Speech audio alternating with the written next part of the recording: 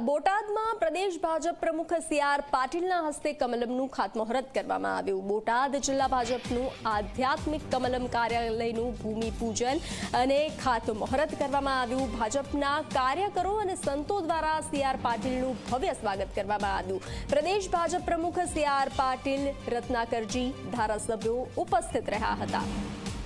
તો સી.આર. પાટીલના હસ્તે કમલમનું લોકાર્પણ કરવામાં આવ્યું।